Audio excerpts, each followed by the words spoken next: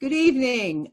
I'm Cantor Pamela Schiffer and one of your hosts for this evening, and welcome all of you to the first in this spectacular Jewish music series.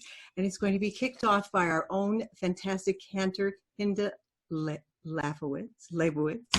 I went over this a million times, but obviously not enough. Cantor Hinda has served Or Kodesh congregation in Chevy Chase, Maryland as cantor and religious school principal since she has achieved cantorial ordination and an MA in Judaic Studies at Hebrew College in June of 2014. She is a contralto and has lectured and performed locally and internationally, singing diverse genres including chazanut, show tunes, folk songs, popular and Israeli music. She is proud to collaborate frequently with other cantors in musical and academic pursuits, and she's been a member of the Cantors Assembly's Executive Council and was proud to be asked to work together with the Stories of Music team on crafting this very lesson. Cantor Labovitz and her husband Rob live in Silver Spring, Maryland, and are parents to Devorah, Judah, and of blessed memory, Ronan. Cantor Labovitz.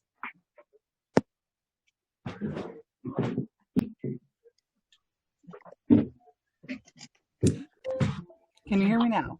Yes. Good. Thanks to Pamela. Thanks to everybody.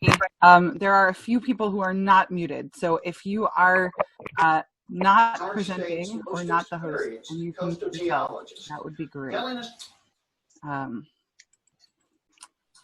Okay. Good. So I'm going to share my screen and we'll get started.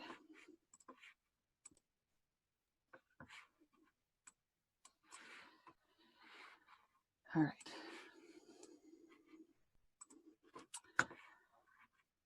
So first of all, welcome and thanks to everyone for being here. I see that there are members of my congregation who are here. I see some friendly faces, and so thanks all for joining me. Thanks to those of you who have joined us for the last couple of weeks, and I look forward to our learning together. As you heard, my name is Cantor Hinda Labovitz. I'm the cantor and the Director of Educational Programs in the Religious School of Or Kodesh congregation in Chevy Chase, Maryland.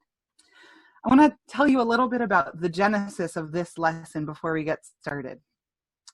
First, I have a love of archival material. I had found two pieces composed by Irving Berlin when I was a cantorial student, which were from the era of the early 20th century, his very first pieces, one of which you'll hear.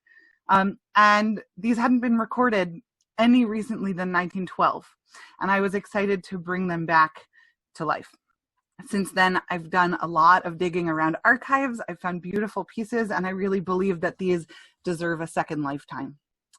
And as an educator, I am keenly aware of the way in which we typically tell the story of American Jewish history and experience what I would like to call Ashkenormative, which is something like there's European Jewish history, then the Holocaust happens, then Jews immigrate to the US.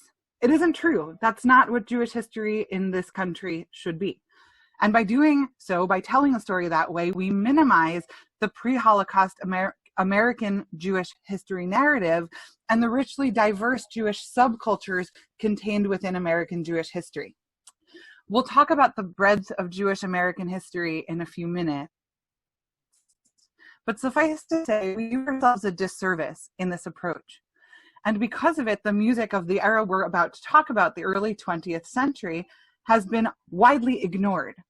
Jews wanted to assimilate, so we swept immigrant narratives under the rug. And because Holocaust emigration narratives overtook narratives of the earlier waves of Jewish American experience, we let immigrant music fall by the wayside. I'm going to blame us a little for that. I'm going to take responsibility on the part of the cantors. As cantors, we've been the primary educators and curators of Jewish music history in this country, and cantorial history largely does follow the track I described. There was the Jewish Ministers Cantors Association, founded in the United States in 1895, but the Cantors Assembly, the American Conference of Cantors, and the three largest cantorial schools in this country were founded between 1945 and 1957 in reaction to the anxiety that we'd lose Ashkenazi Chazonische and all of our masters were murdered in the Shoah. So in 2018, I researched early 20th century Jewish, really Yiddish American music, and gave a recital at my shul entitled Die Jiddische Amerika. All the songs on that program were ones which had been recorded, perhaps performed no recently than 1920. When I was asked to work with Matt Austerklein, Mark Kligman, Lori Black, and others on the Stories of Music program, I was eager to bring this previously untold story into the spotlight. So despite the fact that it's the eve of Yom HaZikaron tonight and Yom HaAtzmaut, which will be tomorrow night, I want you to imagine a world where the state of Israel does not exist, where it isn't promised, when Zionism is budding but still a pipe dream and nowhere close to being realized. This is the world we enter in early 20th century Jewish history. But first, some history to get us up to speed. I want you to put this in the chat. Who in your family immigrated to the United States, and where, and when, and from where? Why did they choose to leave their homeland and come to the United States?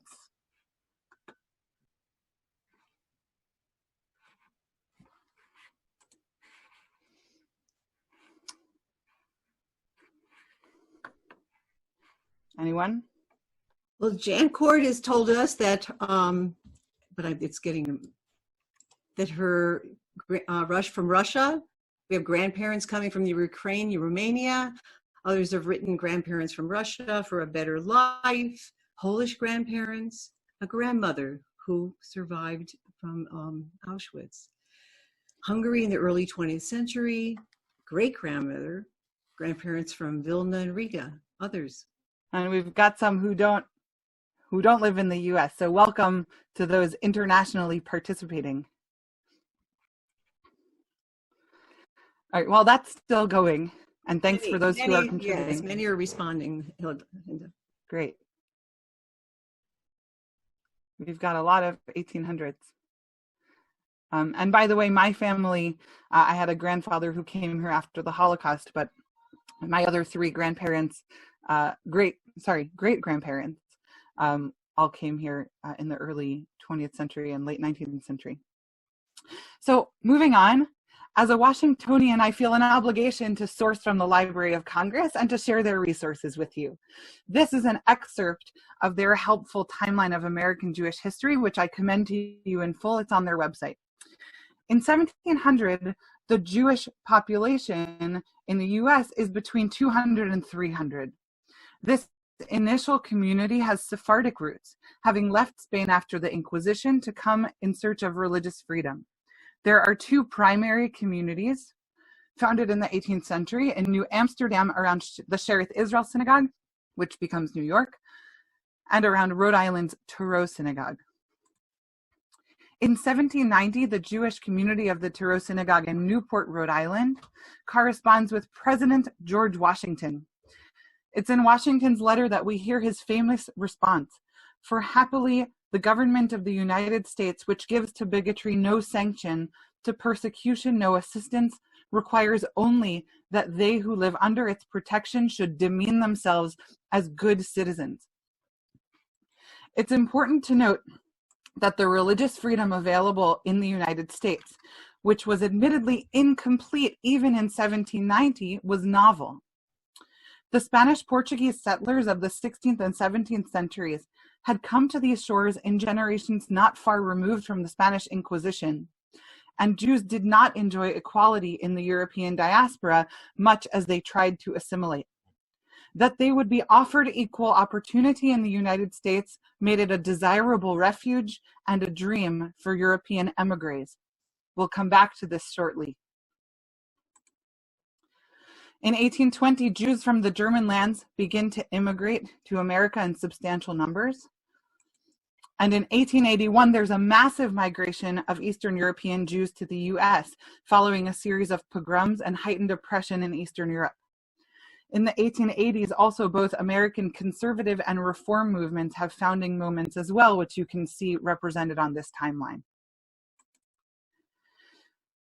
By 1900, the Jewish population has reached approximately 1 million people, from between 200 to 300, you'll remember, in 1700, most of whom are now of Eastern European descent. In 1903, the new Colossus, a poem by Emma Lazarus, is affixed to the Statue of Liberty. Emma Lazarus is a child of the native Spanish-Portuguese Jewish community in New York, not an Eastern European immigrant. In 1917, you'll note the U.S. enters the Great War, which we now call World War I. This will be important to the compositions we'll be discussing. In 1918, the American Jewish Congress, later called the American Jewish Committee, is founded to help secure Jewish rights in post-World War I Europe and in pre-Israel Palestine. So let's talk about the music. America was a place whose streets were paved with gold. Eastern European Jews immigrating in the late 19th century were eager to embrace their new land, going so far as to believe that it was the land that God had promised. Joseph RUMSHINSKY is considered one of the big four composers of American Yiddish theater. The three others are Alexander Olshanetsky, Abe Elstein, and Shalom Secunda. RUMSHINSKY was the child of two musicians and had a vast musical career.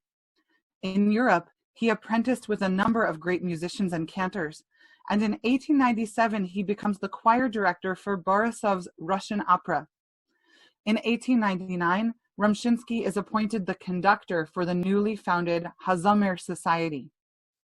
In 1903, he emigrates to London to avoid Russian conscription, and immigrates to New York 1 year later in 1904, where he has an illustrious career as a Jewish composer and choir master. Before we jump into the music, let's talk about how we listen to the music. If we were doing this in person, I'd have these sheets printed out and I would have given you a few of them and ask you to fill them out while you're listening. As you hear each song, think about the following, and I'll put them up as we're listening to each piece and ask for your feedback when the piece is over. I think because of the technology, we'll ask for your feedback in the chat and maybe do a little bit and then do a larger discussion at the end. We'll focus our discussion really on questions 1B, 2, and 3. Questions around the meaning of the songs and their contexts. So let's just go through this sheet. 1, what's the sonic environment of the piece you're hearing? What language is it in? What's its tempo? That means how fast is it or how slow is it?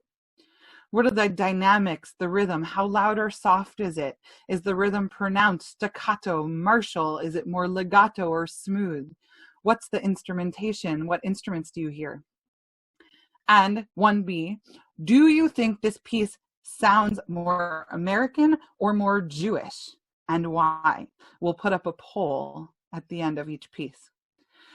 2, what's the meaning of the piece? Summarize the message of this piece through its lyrics and music in 1 to 2 sentences. 3, context. In what ways does this song reflect the composer's Jewish background? If it doesn't, in what ways does it conflict with the composer's Jewish background, if it does? And 3rd, what's the composer's relationship to America? How is it expressed in this piece? We obviously won't have time with the 187 people on this call to have a robust conversation, but I'll invite you to take some notes, to put some thoughts in the chat, and to think about these questions as we go forward. The following, our first piece, is RUMSHINSKY's love letter to his adopted homeland. Long live the land of the free.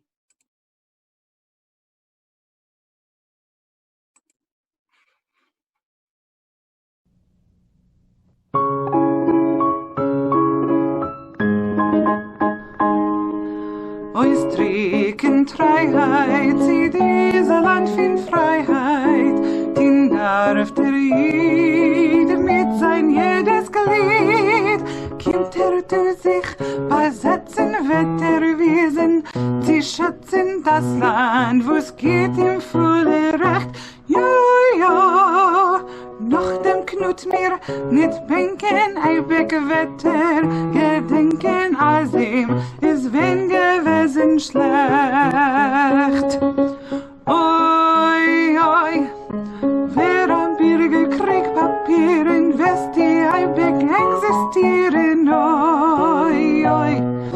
Wer nur Onkel Sams mechutten, seh du sollst nur keinen Wut Stimme am besten mächtig sein. Keiner wird kennen dir Schlechtes tun, in die Welt wird widerschätzen Feinde jüdische Nation. Es beschützt die Amerikaner von geläubt und gewünscht soll sein das freie Land. Sie ist gelegen überhaupt für uns jeden. Freundlich reicht sie ins die Hand, geht ins rechte Friede in Frieden. Wärst nur ein Bürger, hast der gleiche der Arbeit nur fleißig. Machst du die Matbeer, bringst deine Kinder zu ihren Stand. Sei gewünscht die freie Land. Jeden Bankieren, Doktoren, Ingenieuren, der Mischer blieb, wie es gibt Rieb. In Broadwese, Geschäften, Unternehmen, mit Kräften, Wallstreet, Börse, Spekulant, Jojo, Sculpture, Musik, Negine, Journalism, in Wiener, das liegt du in dem jedens Land. Bergsteiner trotz der in der Tiefe Todengräber, oi, oi. In die Macht durch gleiche Gassen stellst die reiche Heisermassen, du wirst die Kinder nicht gestört, aus die Welt kennst du den, in die alle Haus du a gleicher Wert, die jüdische Nation. Es beschützt die Amerikaner von geläubt und gewünscht soll sein das freie Land. Sie ist gelegen überhaupt für uns jeden. Freundlich reicht sie ins die Hand, geht ins rechte Friede in Frieden. Wer ist nur ein Bürger, aus der gleiche der Arbeit nur fleißig. Machst du die Matbeer, bringst deine Kinder zu ihren Stand. Du gewünscht die freie Land. Geläubt und gewünscht soll sein das freie Land. Sie ist gelegen überhaupt für uns jeden. Freundlich reicht sie ins die Hand, geht ins rechte Friede in Frieden. Wer ist nur ein Bürger, aus der gleiche der Arbeit nur fleißig. Machst du die Matbeer, bringst deine Kinder zu ihren Stand. Sei gewünscht die freie Land. So, is it Jewish? Is it American? Is it both? Is it neither?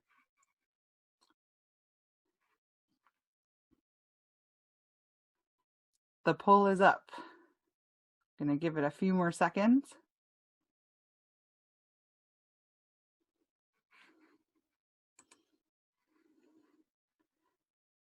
All right.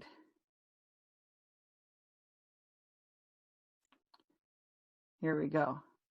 Ending the poll. Seems like most of us feel like it's both. More of us feel like it's Jewish than particularly American, although I'll share the results with you. 55% of us said it was both. 38% of us said it was Jewish. And 4% of us said it was particularly American. 3% of us said it was neither.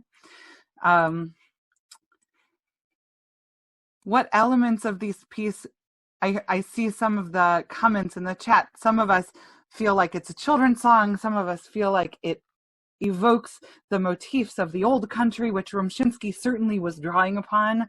The Ahava Rabbah mode, that sort of cantorial feeling, what my cantor used to call Tevye mode, make it feel Jewish. And by the way, my favorite image in the whole piece is where Shmulevitz says that you can, if you become a citizen, you become Uncle Sam's mechutten.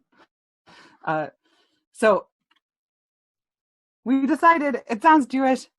Neil Meisman, who's a member of my shul, says the music is Jewish, the words are American, and a couple of people agree with them. Good. I want to tell you that this piece is very hard to locate. I found this in an archive, but the way that it's published is really challenging. In terms of the translation, that translation that I put up, I want to give credit to the authors of this book, which is called Yiddishkeit, Jewish Vernacular and the New Land, edited by Harvey Picard and Paul Bewley from 2011. It's actually a graphic novel, and I commend it highly to you. But I'll tell you why this piece is really hard to perform, and I'll give you a look at the sheet music, which is actually published with German transcription. And I'll throw out there that I have developed editions of all of this music. If anybody wants to perform it, just let me know. I'll put my email address up, and I'm happy to share those editions at the end of the presentation. Okay, moving on. Chaim Nishvitsky is born into a musical family in Belarus, and he's the son of a cantor. You'll see that son of a cantor becomes a trope here. No pun intended. Chaim's brother Ephraim, who moves to then Palestine, becomes a choir director in Haifa and changes his last name to Abileah.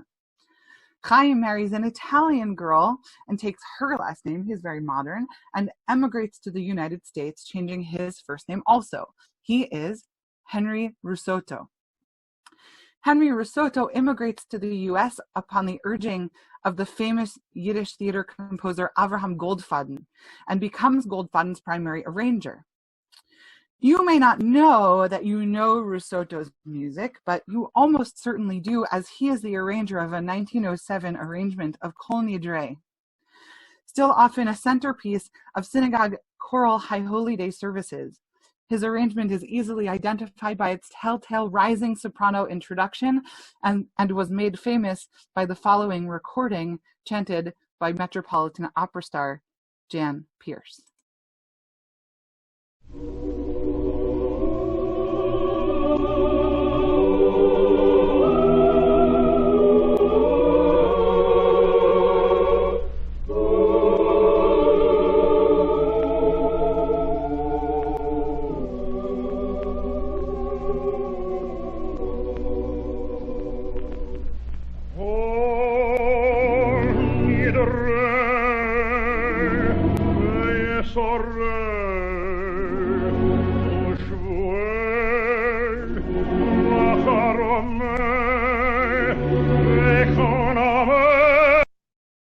Just a brief taste. Moshe Yaakov Alter is born in 1862 in Russian Poland. In his 20s, he immigrates to the United States, renames himself, and becomes the Yiddish poet Morris Rosenfeld. Rosenfeld becomes the editor and publisher of a newspaper entitled The Morgenblatt in New York, as well as a quarterly Yiddish literature journal. Rosenfeld's corpus of poetry sheds light on the life of sweatshop workers and tenement living. His most famous poem is Mein Ruhe Platz, an elegy dedicated to the tragedy of the Triangle Shirtwaist Fire of 1911. Nicht such mich, wo die Myrten grinnen, gefinst mich dorten nicht mein Schatz, wo Lebenswelken bei Maschinen, dorten ist mein Ruheplatz, dorten ist mein Ruheplatz.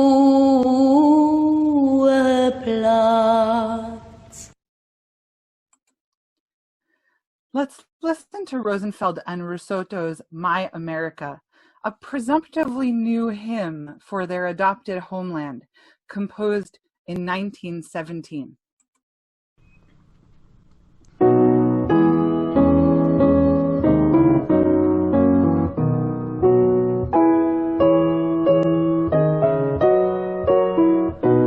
Be thou, new world, by heaven blessed, thy threshold doth on freedom rest.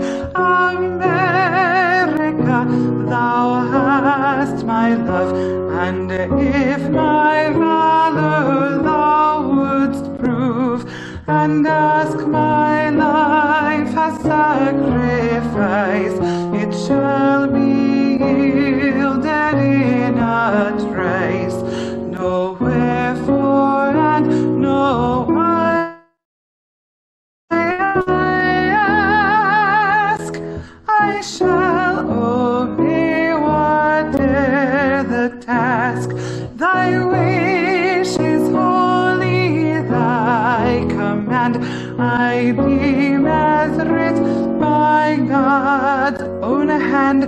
With thee in peace, with thee in strife, blessed nourisher of freedom's life. I am with thee, with thee, with thee, yea, thou art precious unto me.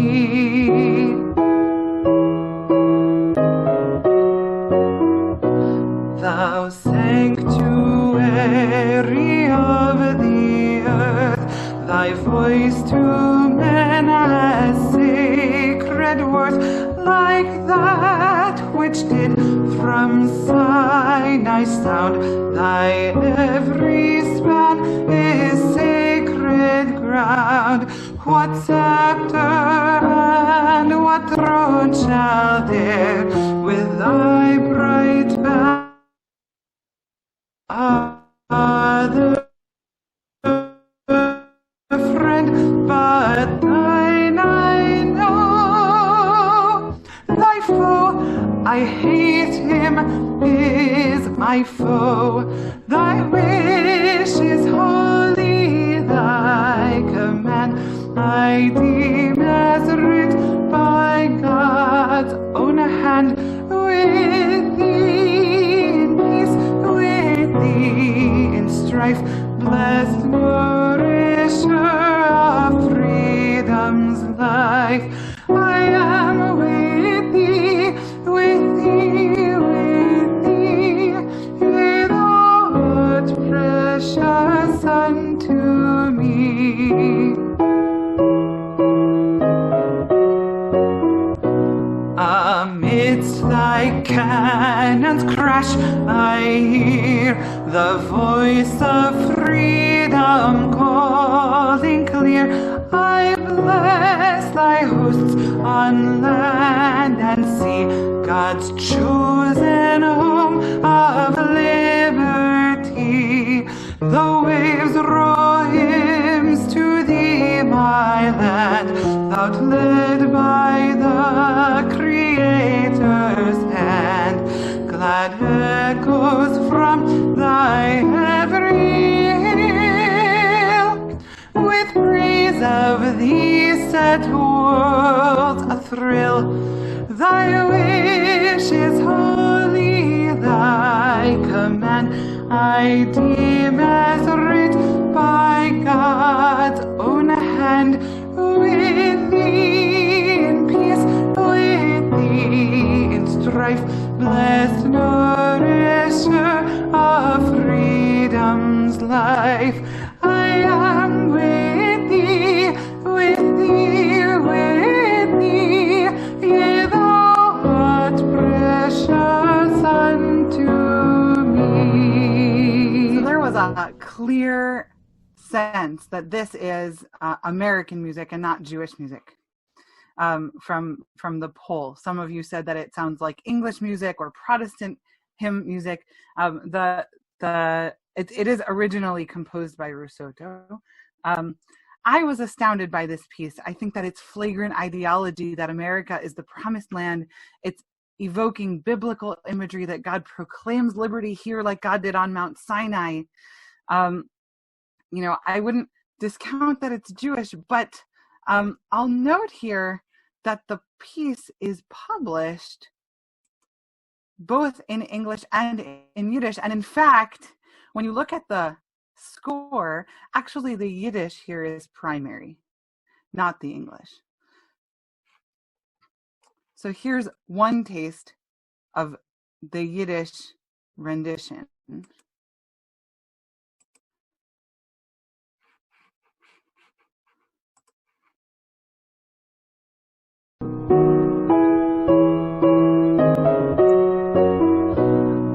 Benschunge dir, du neue Welt, dein Schwell auf Freiheit ist gestellt. Amerika, ich hab dich lieb, und sagst du mir dein Leben gib. Ich darf deinen Mut, ich darf dein Blut, sollst du das haben die Minute. Ich frage dich nicht, zu was zu wen, was du verlangst, das soll geschehen. Dein Wunsch ist heilig, dein Gebot ist gleich mir wie der Wunsch von Gott. Mit dir in Frieden und in Krieg, du euch gewünschte Freiheitsweg. Ich bin mit dir, mit dir, mit dir. Ja, du bist gut genug für mich. So, from the poll, 40. We were down a little bit on this being solely American from 77% last time. Now it's down to 44%, and more of us say it's both. Now, of course, we don't have so many ways to know how widely known these pieces would have been. But check out these remarks from Congressman Isaac Siegel of New York from the Congressional Record of April 1917, testifying on the question of dual loyalty of foreign-born citizens. Mr. Speaker, he says, about 30 years ago, there came to the United States an immigrant whose name is Morris Rosenfeld. He found employment as a sewing machine operator in the clothing trade, but when the long hours were over, he took to writing prose and poetry depicting the life of a worker in the clothing industry in the big cities of the East. That he would rise to the occasion when America needed him was demonstrated a few days ago when he wrote a hymn that has met the approval of President Wilson. His remarks conclude, I am one of those who believes that the future of the Republic is safe in the hands of those who are now growing up, and that this land of ours will grow sweeter, greater, and grander as the years go by, ever remaining a beacon light, that their day of religious liberty and freedom is bound to come, and that these United States are prepared to help them achieve those inalienable rights which are there by birthright.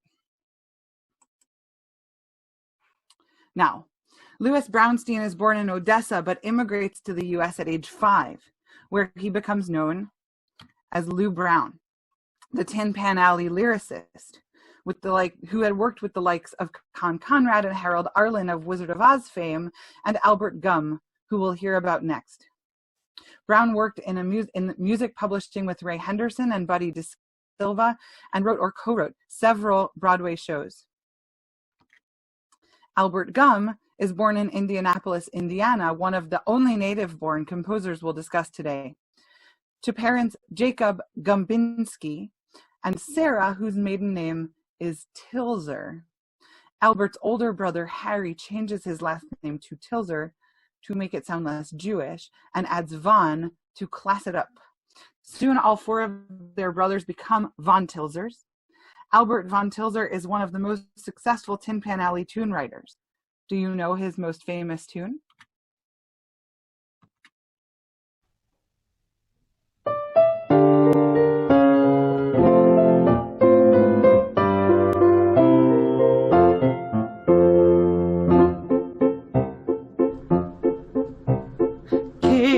Casey was baseball mad, had a fever and had it bad, just to root for the hometown crew. Every Sue, Katie Blue. On a Saturday, her young beau called to see if she'd like to go to see a show. But Miss Kate said, no, I'll tell you what you can do. Take me out to the ball game. Take me out with the crowd. Buy me some peanuts and Cracker Jack. I don't care if I never get back. Let me root for the home team. If they don't win, it's a shame. For it's 1, 2, 3 strikes, you're out at the old ball game. Katie Casey saw all the games, knew the players by their first names, told the umpire he was wrong all along, good and strong. When the score was just 2-2, Katie Casey knew what to do. Just to cheer up the boys she knew, she made the gang sing this song. Sing with me. Take me out to the ball game. Take me out with the crowd. Buy me some peanuts and Cracker Jack. I don't care if I never get back. Let me root for the home team. If they don't win, it's a shame. For it's 1, 2, 3 strikes, you're out at the old ball game. We're all pretty convinced that that's pure red-blooded Americana. I see. But I just have to say that I like to throw that in there because the fact that Take Me Out to the Ball Game is about a girl who'd rather go to baseball games than on dates totally blew my mind. And at least I may be the only, I hope I'm not the only one who's missing the baseball season, and you'll hear about that more in a minute. But 11 years after Take Me Out to the Ball Game, Albert von Tilzer, Lou Brown, and Chas McCarran write another song about American identity. Just as the American military enters the Great War, again in 1917, now known as World War I, the same year as RUSSOTTO and Rosenfeld's new hymn.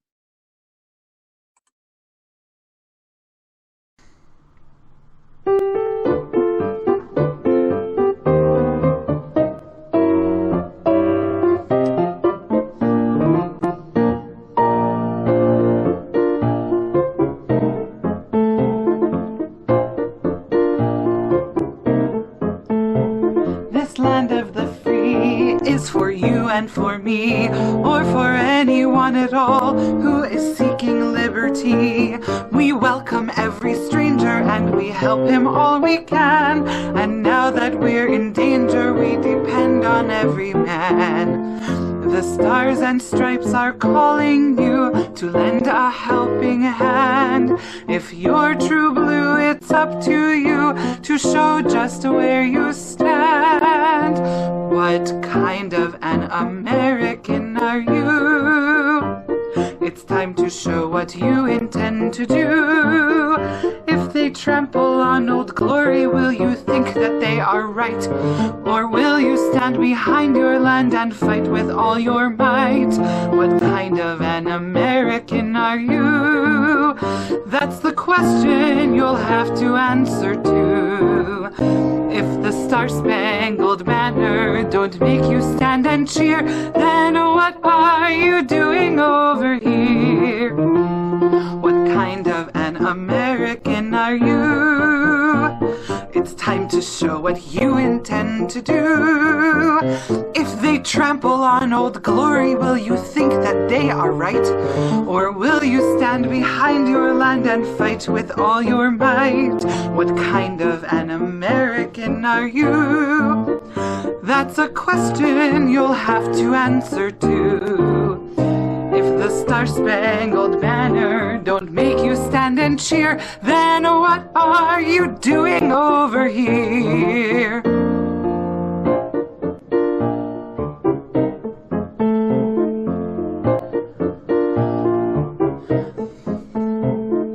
Country's been dared, but they'll find us prepared, and to try and gain our aim, not a penny will be spared. We are a friendly nation and we always look for peace. We've waited and we've waited, hoping that this war would cease. The enemy across the sea won't take our good advice. So now it's up to every man to make some sacrifice. What kind of an American are you? It's time to show what you intend to do. If they trample on Old Glory, will you think that they are right? Or will you stand behind your land and fight with all your might? What kind of an American are you? That's a question you'll have to answer to. If the Star-Spangled Banner don't make you stand and cheer, then what are you doing over here? Again, 90% of us felt that that was Jewish music. Felt that that was American music. 10% of us felt that it was both. Again, you're right that it comes in the ragtime. It's one of my favorite eras of music, and so. All right. So here we go. Israel Beilin is born in the Russian Empire in 1888. His father was a cantor, Moses Beilin, who uproots the family to America to flee pogroms in 1893. They settle in a 3-room tenement in the Lower East Side. His father, who couldn't find work as a cantor in New York, took a job as a local butcher and gave Hebrew lessons on the side. It doesn't seem like Moses Beilin ever found meaningful work, and he ultimately dies when Israel, the youngest of 6 children, is a young teen. Historians have recorded that when Izzy took a job selling newspapers in the Bowery, he was exposed to music coming from saloons and restaurants in that area. He ultimately leaves home, living in the lodging houses in the Bowery with other homeless boys. In free time, after hours, Beilin teaches himself to play the piano and is a busker on the streets of New York and plays in local saloons. This boy, who, as you know, because I see it in the chat, calls himself Irving Berlin, publishes his first song, Marie from Sunny Italy, in 1907 and received 33 cents for the publishing rights. His first international hit, Alexander's Ragtime Band, is published in 1911 when he is 23 years old. Irving Berlin is considered one of the greatest American songbook composers of the 20th century. Famously, Broadway composer Jerome Kern noted that Irving Berlin is the American songbook. Irving Berlin was one of the most influential songwriters of the 20th century. I am fond of saying he gave us God Bless America, which was composed in 1918, but stuffed in a drawer until Kate Smith's radio premiere in 1938. He gave us a setting of the Emma Lazarus poem, Give Me Your Tired, Your Poor, composed for his show Miss Liberty. He gave us Oh, How I Hate to Get Up in the Morning and White Christmas, though he didn't really give that one to us. But they can't all be gems, and they can't all last the test of time. This is the first piece I mentioned in the introduction that started me down the journey of this Yiddish era of music in early 20th century. Composed in 1912, let's listen to Irving Berlin at his Yiddish finest, one of the many portraits of Jewish Yiddish people through music. Today's audiences always giggle through this first piece.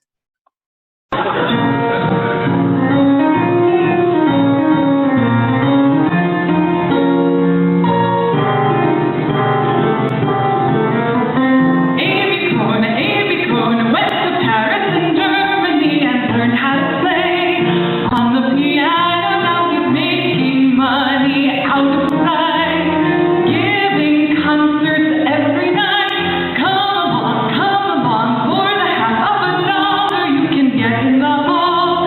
Sitting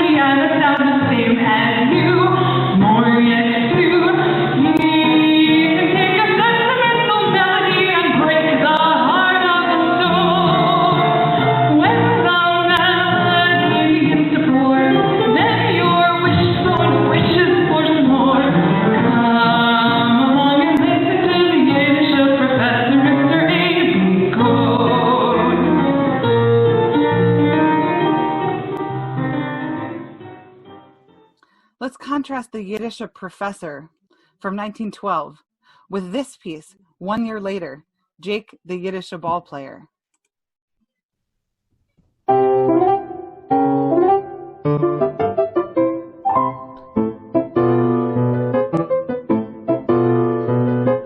What's the score? 6-4. What do you think of that? Don't blame me if I holler. I bet $50 on the game, and I've got a right to be sore. Please remove your hat. Who's that at the bat? Did you say it's Jakey Rosenstein? Fine. On his hand he's got sand. Look at him at the plate. Maybe you don't think that boy is great? Wait, Jake, now don't you miss it, Jake. Go on and kiss it. Give it a knock and don't you fake. Go on and give it a smack. Crack. That's a lollapalooza run. You son of a gun, run. You son of a gun. What's that I hear the people shout? You're out? Jake, I lose my $50. Poison you should swallow. Jake, Jake, you're a regular fake.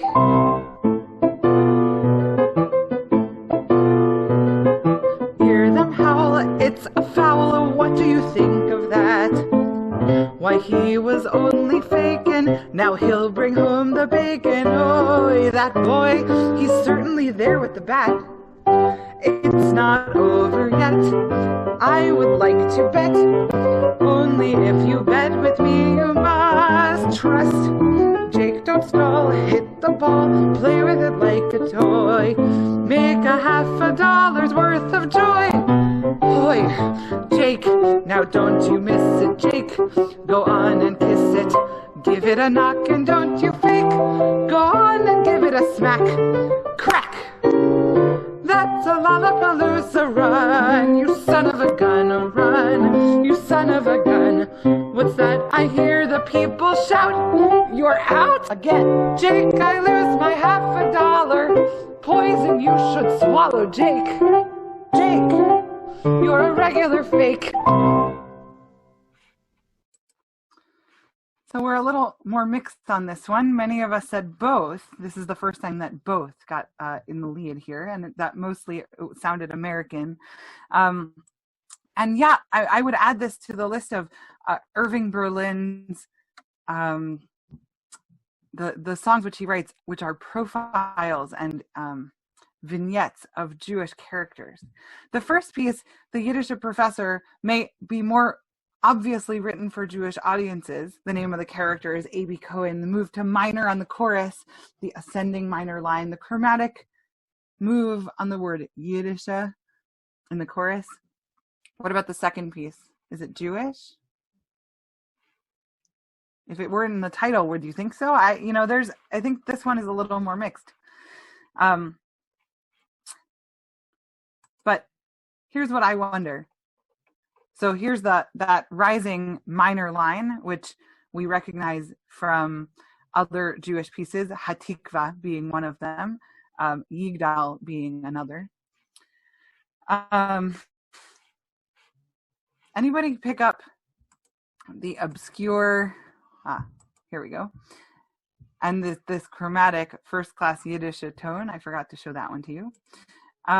Anyone pick up the obscure cantorial reference in Jake the Yiddish ball player? This one's for my colleagues.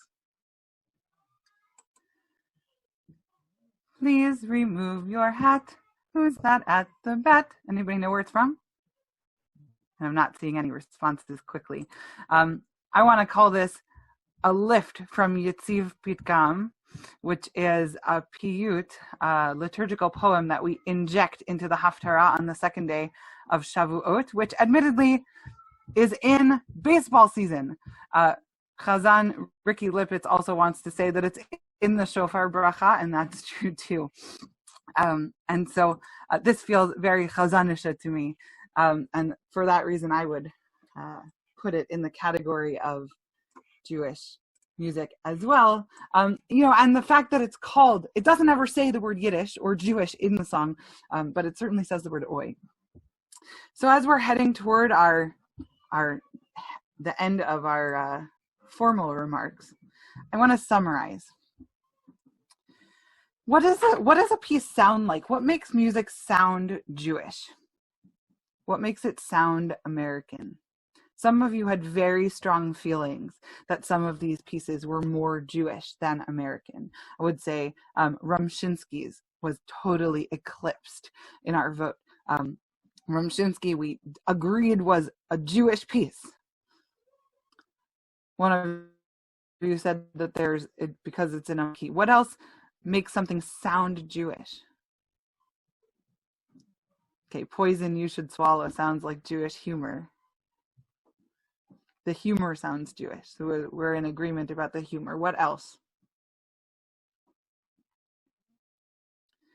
Good. So one person said it's the combination of the topic, the tonality, the language. There's an interplay here that's not easy to isolate. And yeah, for those of us, as Chazan David Tillman says, we have familiarity with certain musical moves. That is, we Chazanim, we cantors have familiarity. And I think those sitting in the pews regularly have familiarity with some musical moves, right? That interplay between major and minor, which feels really Jewish, or rather, which is kind of less. And I would say that interplay, the move into minor, which wasn't there in My America by Henry Russotto, was why you all classified it out of hand as Jewish, as Protestant, and actually as not Jewish, or as particularly American and not specifically Jewish. Some of you say the ragtime style sounds American. We are not going to resolve what makes music Jewish tonight. We're also not going to resolve what makes music sound American tonight. Nor is baseball only an American sport, but it for sure is one of the greatest pastimes. Did I mention I'm missing baseball in this season? What about the messages of these pieces? They're all from about the same period of time. Actually, they're all, with the exception of Take Me Out to the Ball Game, which is earlier, they're all within about 3 years of each other. So what are the messages of these pieces? I saw some chats going by during the presentation.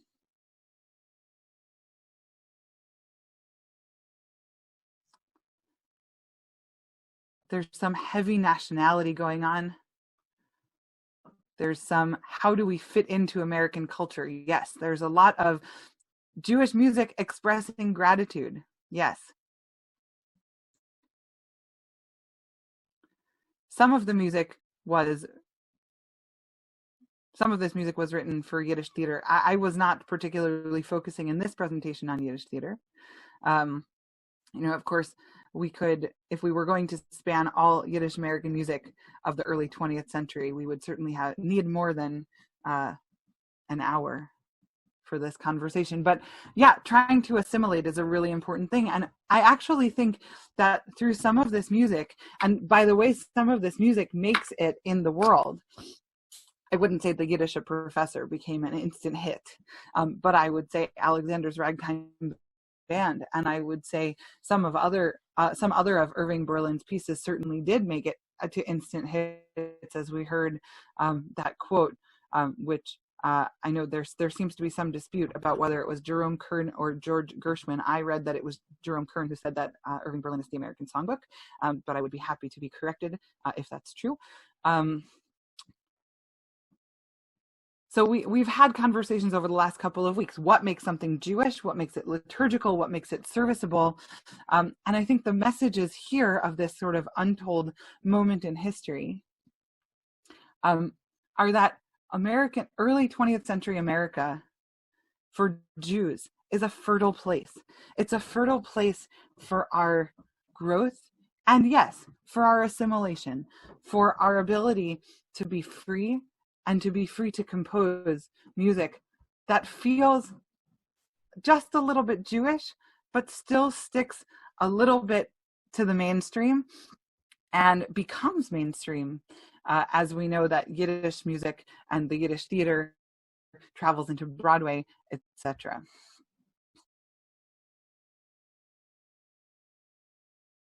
Send us forward about 100 years.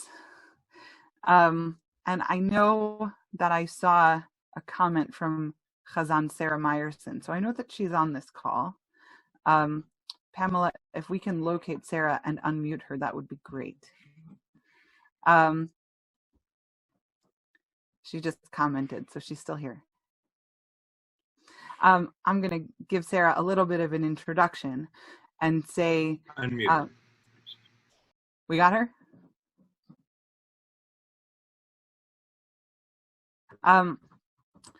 So I want to bring us forward to my colleague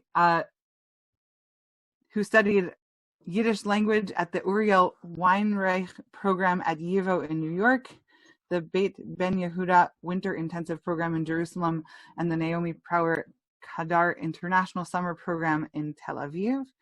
I know that Sarah is actively working to bridge the worlds of Jewish religion and Yiddish culture.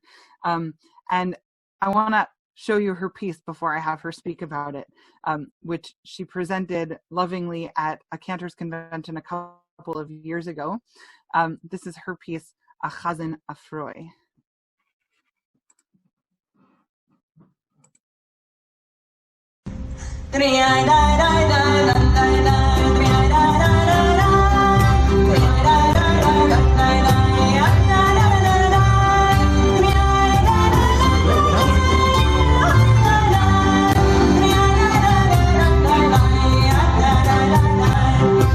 Was meint ihr seid ein Chasen? Meint ihr ein Chasente? Ein Chasanit? Weil ihr seid eine Frau. Ihr seid gerecht, ich bin eine freie Chasen, eine Frau. Nicht kein Chasente, weil ich hab nicht kein Chasen am Mann. Nicht kein Chasanit, Gott, ich bin ein Chasen, eine Kleine.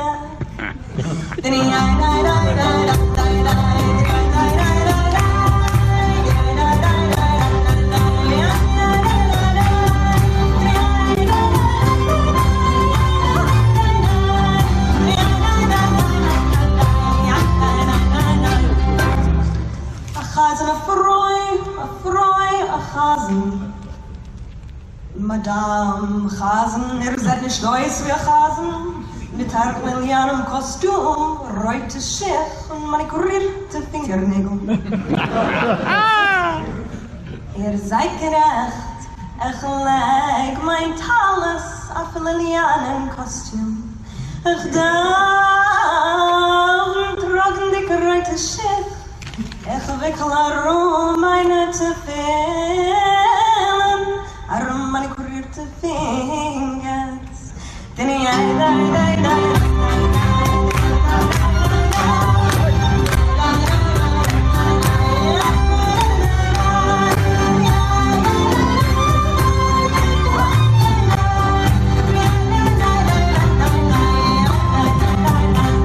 Sag ich mal dem Chasen, bei was seid ihr etwas reingesprungen in einem männlichen Fach? Ihr seid gerecht, ich bin reingesprungen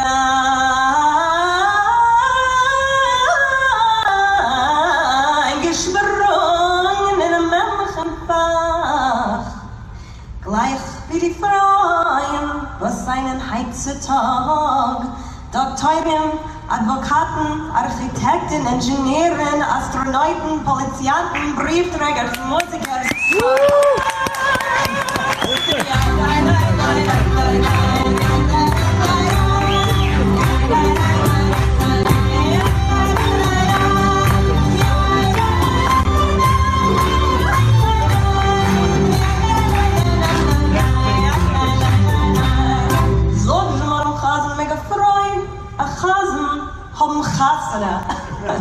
Ich habe Klimanik beim's Bruder ist ein Doktor. Ihr seid gerecht, a Chasen, von was für mich, mein Chassene haben. Euer Klimanik soll gefunden sein, sie weg. Efter will ich Eides sein, auf sein Chassene.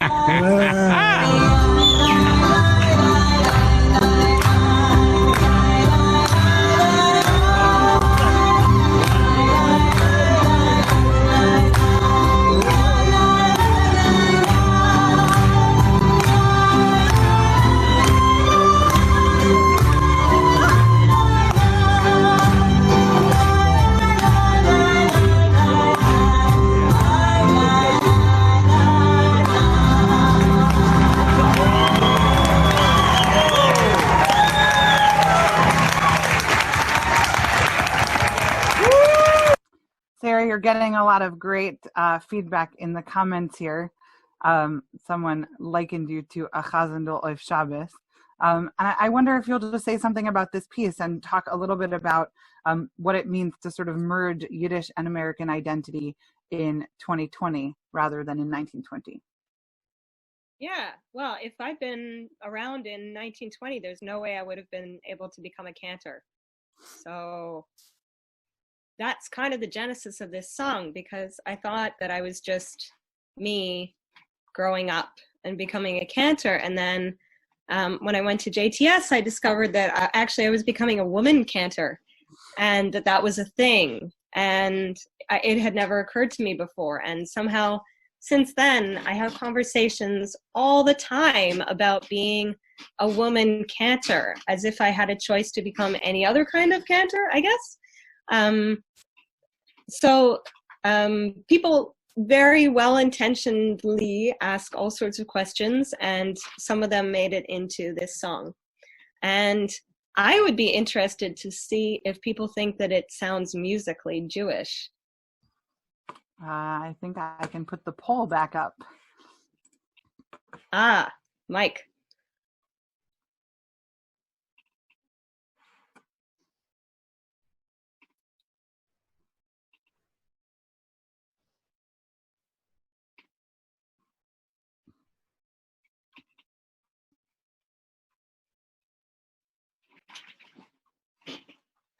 All right. Seems like the votes are almost in.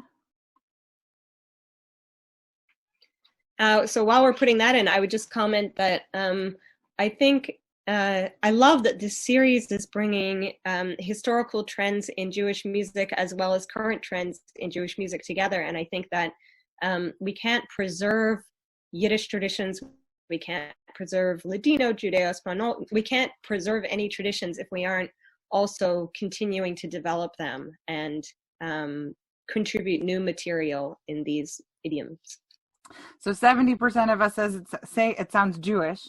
24% of us say it sounds Jewish and American. It's kind of an interesting. Yeah.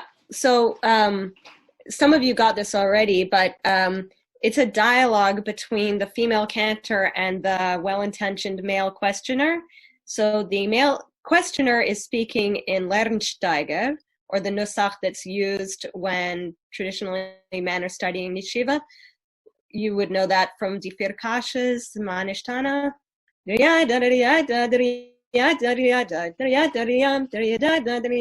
So that's a very Jewish sound that's, for me, sounds typically male.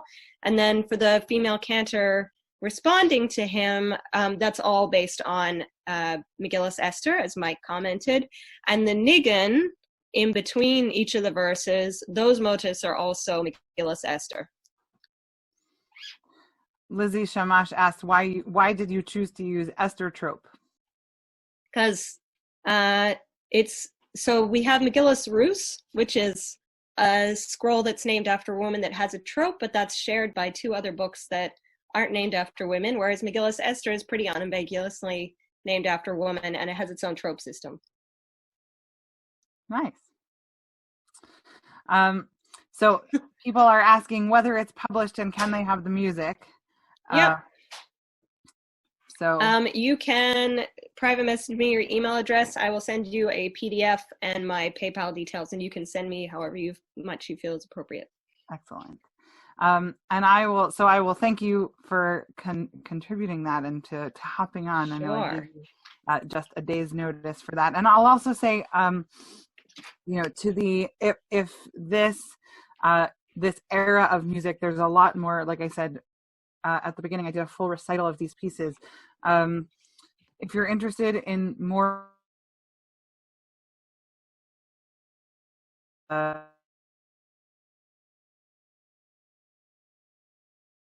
to share those. And there are lots and lots and lots of archive to explore. The Lester Levy Sheet Music Collection at Johns Hopkins, the New York Public Library, the Fryman Collection at Goethe University has almost all of the out-of-print classics. So that's, if you don't yet have Bear and Lewandowski and Zulzer and all of the guys in PDF form. Those are downloadable on those. The Library of Congress, the Internet Archive, all of that has has a lot of resources. So I am at the end of my talk. And thank you to the Milken Archive, to UCLA, to Mark Kligman in particular, and Lori Black, and to everyone else for joining us. So I'm going to turn it back over to Pamela. Thank you, Hinda. That was absolutely spectacular. And maybe we'll have time for some questions later. But right now, we ask Cantor Sarah Zemmel to bench Sefirat HaOmer. Sarah, are you there? I am. Okay. Thank you. Baruch atah Adonai Eloheinu melech haolam asher kiddushanu b'mitzvotav v'tzivanu al sfirat ha'omer hayom tisha asar yom shehem shnei shavuot v'chamisha yamim la'omer.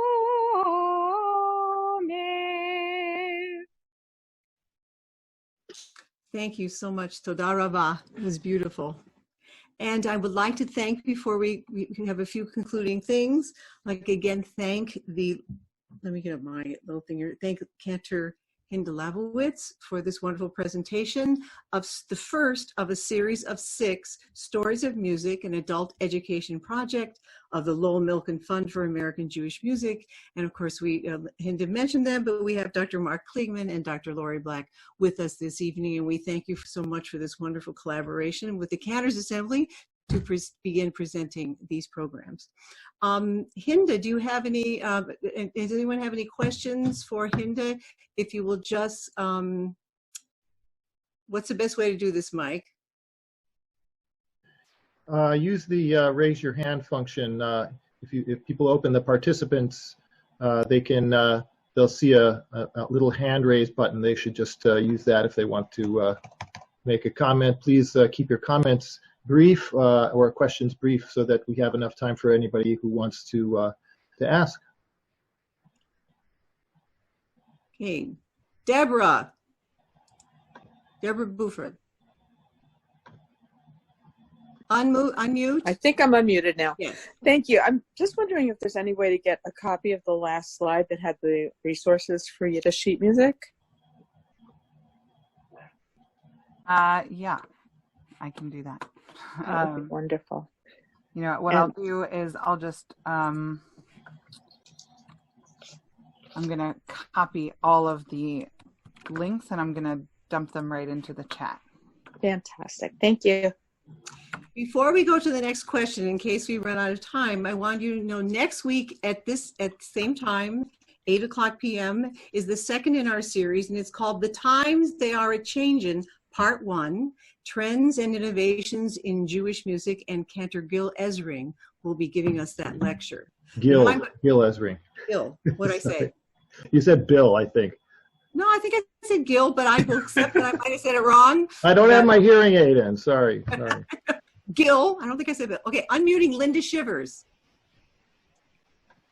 Linda, do you have a question, Cantor? Yes. Has this been recorded, this whole session? I was kind of late to the party. Absolutely. So where will it be? Will it be on the CA website? The best place to find it quickly will be on the CA's Facebook page, but you will also, at some point, we'll get it up on the CA's website also. And I've already dropped in the link to the Facebook page, so feel free to just copy and paste it. I could do it even one more time if it would be helpful. Fantastic. Thanks, Lori. I don't do Facebook, so that doesn't help me, but if it's coming to the CA website, that'll be good. We'll get it up there soon, Linda. Thanks. Okay, Alan Shepro, unmuted. Hi, my name is Alan. I'm from Brookline, Massachusetts. And my question is about the Kol Nidre, I believe you said was written by Henry Risotto. I don't remember his original name. How much of an influence did he have on Max Baruch, who wrote the Kol Nidre piece for cello and orchestra? So I don't have, that's kind of out of the scope of my research on this, and there may be others on this call who can answer that better than I can. I'm looking at a few of them if they're willing. I'll say that Kol Nidre is one of the classic pieces, and which Kol Nidres Max Bruch heard when he was composing his setting of Kol Nidre is not something that I know, but I would be curious to know if there are others who have that information. David Tillman says, David Tillman, are you is earlier? Yeah. So it may be the other way around. Thank you. Yeah. The Bruch is a 19th century piece, and it was based on what Bruch heard in Europe in the 19th century. The RUSSOTTO Kol Nidre is an arrangement of Kol Nidre that became very popular in this country. I would speculate that to this day, 70 to 80% of the Reform and Conservative cantors do it for at least one of the Kol Nidre versions that they do. Thank you, sir. Well, it doesn't look like we have any more questions. So Cantor Hinda Labovitz, thank you so much again for this great presentation and a great start. Thank you. Thank you, everybody. Thank you. We'll see you next week.